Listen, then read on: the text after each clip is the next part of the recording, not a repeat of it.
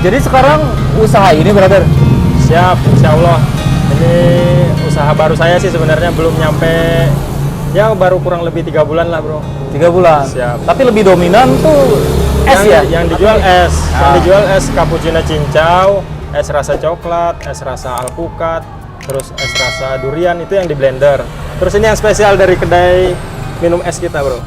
Oh, ini spesial Asli nih. duriannya, asli segernya, es durian kupas. Cuman Rp15.000. Ini durian asli atau kayak sirup kayak gitu? Asli? Durian asli, durian asli ya. Jadi di bawah sini ada daging durian, terus kita tambah lagi daging duriannya yang ada bijinya. Durian asli, durian pilihan bro. Double ya cerita ya? Ya double, pokoknya puas lah. Puas ya? Ya, alhamdulillah pelanggan-pelanggan yang selama ini beli di sini nggak ada yang komplain sih, bilangnya enak. Enak ya? Ya, alhamdulillah. Sahabat di balik mata kamera, dia adalah Ardika. Jadi Ardika ini adalah salah satu sahabat gua waktu duduk di SMP ya. Siap. Dari kelas 1, SMP 33 kelas 2 tepatnya. ya. Kelas 3. Kita sempat bertemu di SMP itu kelas 1 2 ya. Siap. Iya. Ya, kelas 1, kelas 2.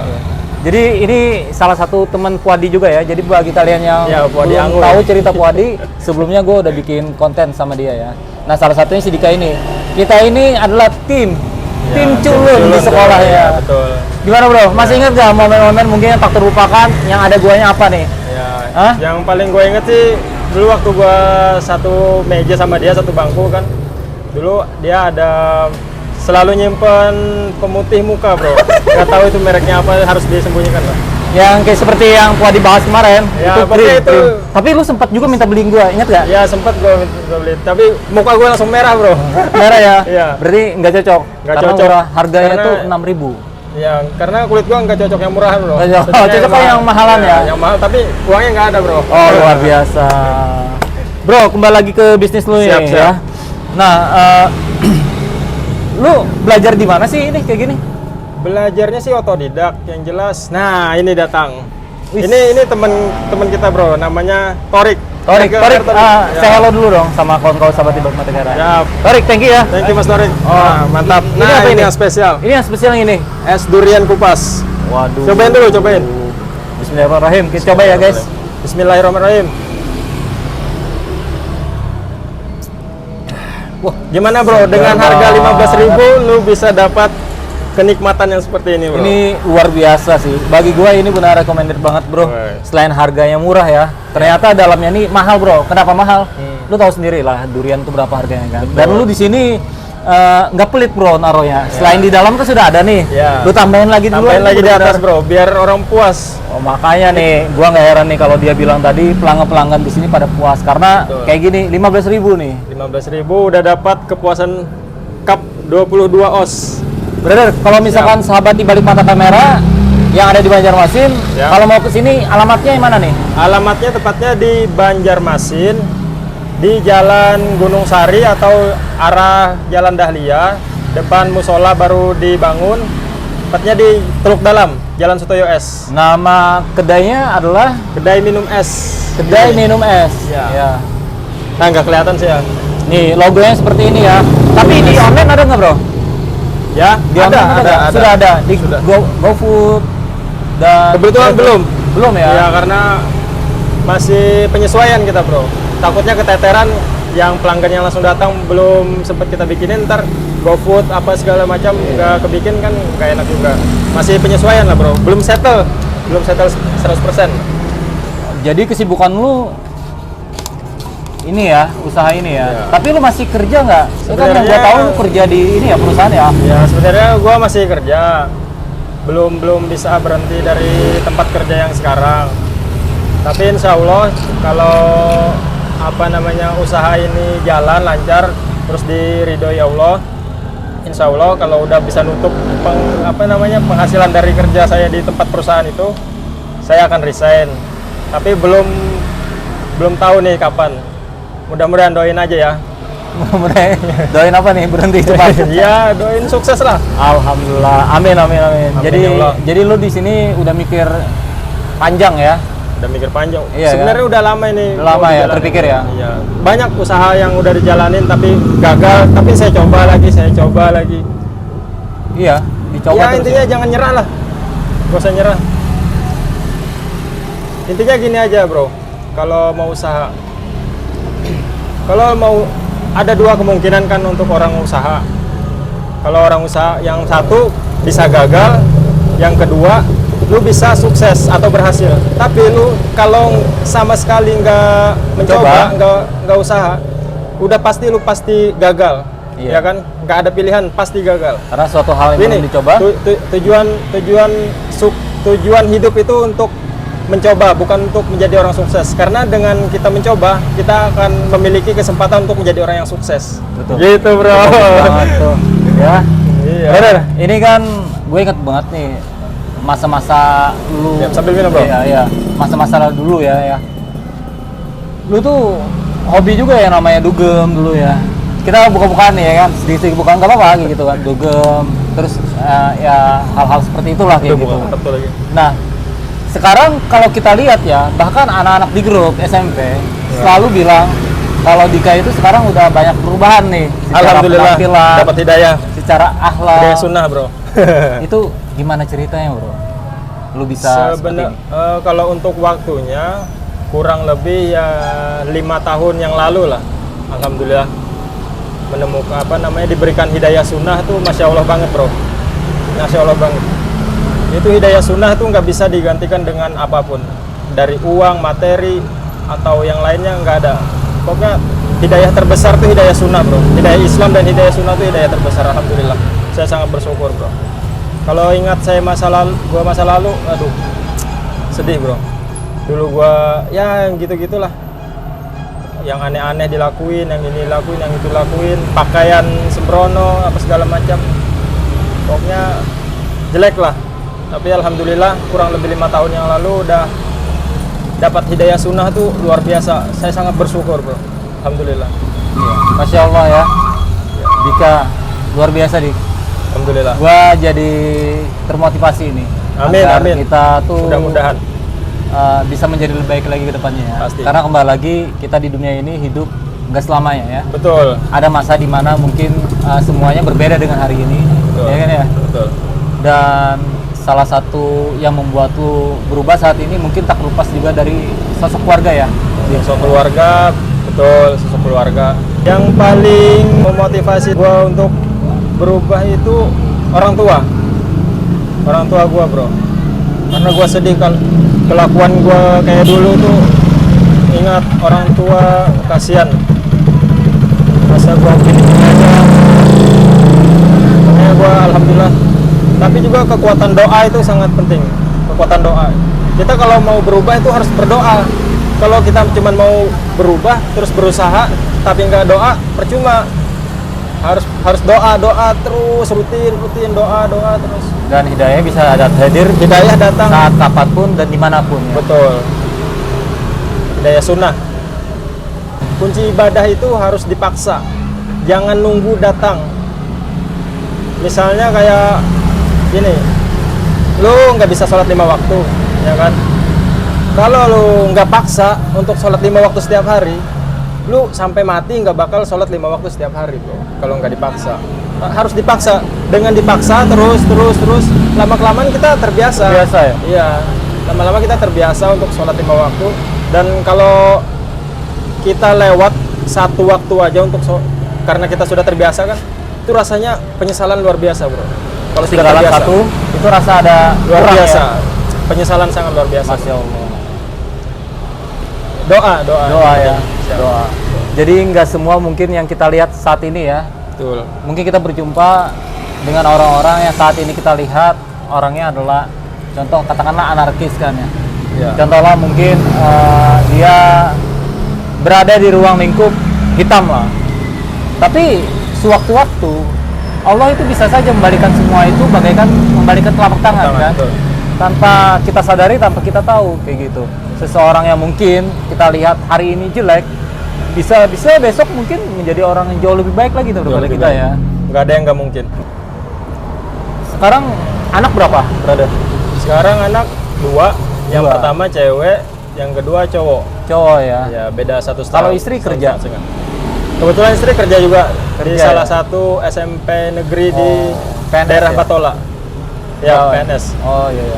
Brother, kita kan berjumpa saat itu kan masih kecil nih, ya kan? Zaman-zaman naik SMP sepeda, lah. Gua dulu kan kalau berangkat sekolah naik sepeda tuh.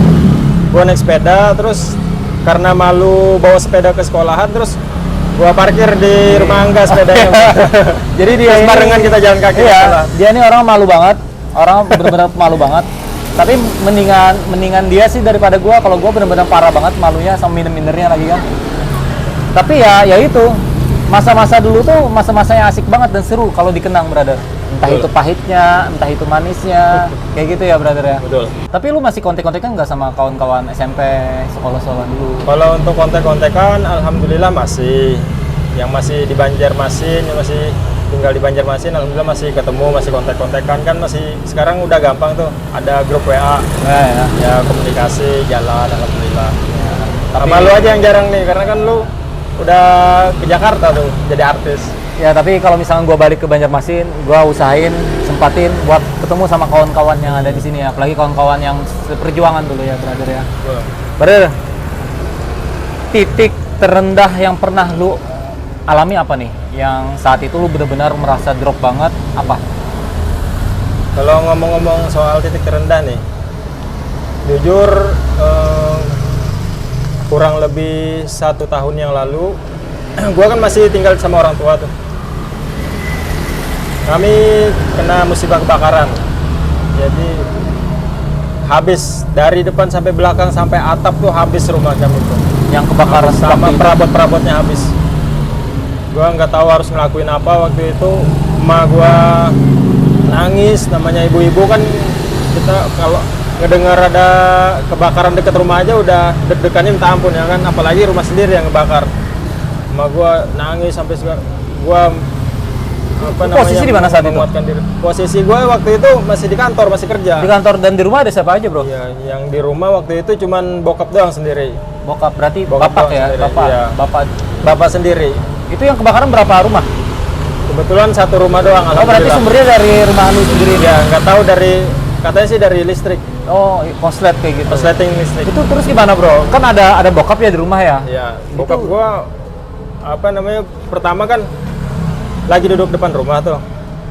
Terus yang ngasih tahu juga tetangga ada asap. Terus bokap gua langsung masuk ke rumah, nyiram, berusaha nyiram, mademin api, tapi nggak bisa.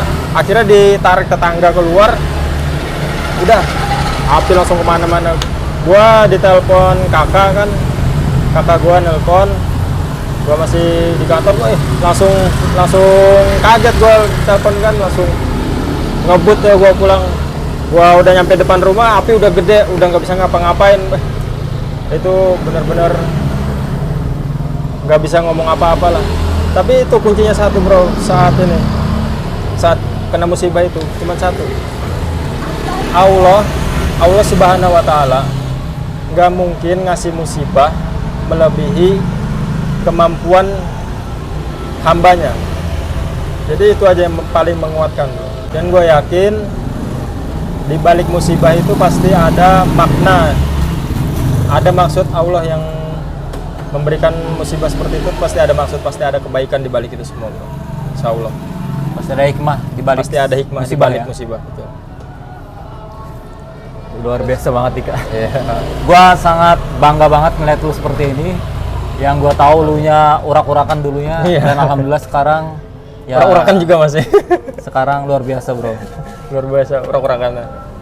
Jadi ya begitulah cara Tuhan untuk memberikan hidayah ya, Alhamdulillah. tanpa memandang siapapun itu, bekerja apapun itu. Kalau memang sudah waktunya tiba, mau itu katakanlah di dalam klub malam, katakanlah mungkin di mana, kalau memang sudah waktunya dia harus berubah, dia bakalan berubah. Dan salah satunya seperti Dika nih. Dika, jadi harapan lu ke depannya apa nih nanti? Selain lu nanti kan lu pengen fokus usaha ya nantinya gitu Betul, ya. betul. Nah, harapan lainnya apa nih? Harapan yang lainnya kalau untuk ibadah dan duniawi ya kan. Kalau untuk ibadah sih harapan saya diberikan istiqomah di jalan di jalan dakwah sunnah gitu. Kita kan menjalani ibadah ini sesuai Al-Quran dan sunnah Rasulullah Sallallahu Alaihi Wasallam. Dan untuk dunianya ya kan, ya saya berharap usaha yang sekarang saya jalani ini lancar sampai ke depan sih. Bisa berkembang ya. Bisa berkembang. Dan mungkin nextnya akan punya cabang di mana-mana ya. Amin ya Allah. Amin, itu harapan terbesarnya ya. Amin. Dika, boleh nggak kalau seandainya ada anak istri lu misalkan ya, apa yang pengen banget lu sampaikan ke mereka? Ya. Seandainya mereka menonton tayangan ini nih, lu sebagai orang tua sekarang ya, Ya. lu berjuang, ya kan ya? Betul. Apa yang lu pengen sampaikan ke istri lu apa? Yang pengen gue sampaikan sama istri gue, terima kasih atas dukungannya selama ini, atas supportnya, dukungannya, baik dukungan secara mental, materi, itu luar biasa. Sosok istri nggak ada gantinya lah. Tapi yang pertama tuh orang tua. Sosok orang tua yang pertama, yang paling mendukung gue, yang paling mensupport gue, yang paling membuat gue bangkit, buat gue ini orang tua yang pastinya, keluarga, dan istri juga sangat luar biasa. Pesan gue untuk anak istri, untuk istri gue, tetaplah menjadi seperti apa adanya, seperti yang sekarang, ibadah, rajin, mendukung suami, support suami. Dan untuk anak gua, Skadina Kansa dan Muhammad Baran Hamzah, mudah-mudahan harapan Abi, mereka kan panggilnya Iya. Abi ya. Harapan Abi untuk kalian, mudah-mudahan kalian itu ke depannya apa ya, nggak usah sukses duniawi lah, yang penting kalian beribadah sesuai sunnah, berbakti sama orang tua, beretika yang bagus sama orang tua, keluarga, teman, orang lain. Itu yang penting. Kalau untuk pekerjaan, mau kalian bekerja di perusahaan atau di berdagang seperti Abi, itu terserah kalian. Yang penting kalian ibadahnya nomor satu diutamakan. Itu aja sih. Kalau untuk teman-teman di balik mata kamera yang mungkin saat ini lagi berjuang, entah itu memperbaiki diri, entah itu secara pekerjaan, apa kira-kira motivasi yang bisa lu kasihkan ke mereka? Bismillah. Untuk teman-teman di balik Mata kamera, mata kamera, untuk kalian yang sedang berjuang, tetaplah istiqomah dalam perjuangan kalian. Jangan setengah-setengah. Jatuh, tetap bangkit, jatuh bangkit lagi. Walaupun kalian berdarah-darah kaki, terus jalan, jangan sampai stop jalan terus, walaupun ngesot lah ibarat kata, tetap jalan terus jalan. Karena apa? Karena dengan keistiqomahan kalian, dengan keuletan kalian, dengan perjuangan kalian, itu pasti ada hasilnya. Pasti ada hasilnya. Nggak mungkin Allah itu nggak memberi hadiah dengan perjuangan-perjuangan yang sudah kalian lakukan. Dan untuk yang pejuang yang lagi down karena soal agama, soal ini itu, terus berdoa terus. Jangan sampai kalian terjerumus lagi ke masa yang lalu, ke masa ya yang begitu-begitulah, dugem, minum atau segala macam itu jangan sampai keulang lagi. Namanya taubat nasuha itu kan taubat, dia menyesal dan nggak akan melakukan perbuatannya itu lagi, nggak akan melakukan perbuatan itu lagi, dan istiqomah untuk memperbaiki diri. Itu pesan saya sih. hidup itu adalah sebuah misteri. Terkadang kita nggak tahu apa yang bakalan terjadi ke depannya, karena manusia cuma bisa berandai-andai. Betul. Tapi Tuhanlah yang menentukan dan memberikan kita jalan nantinya. Betul. Ya. Dan jangan pernah menganggap segala permasalahan ataupun musibah itu adalah akhir dari segalanya. Betul. Bahkan untuk mencari cara untuk menyalah-nyalahkan orang-orang lain, bahkan Tuhan. Betul. Jangan sampai seperti itu. sampai.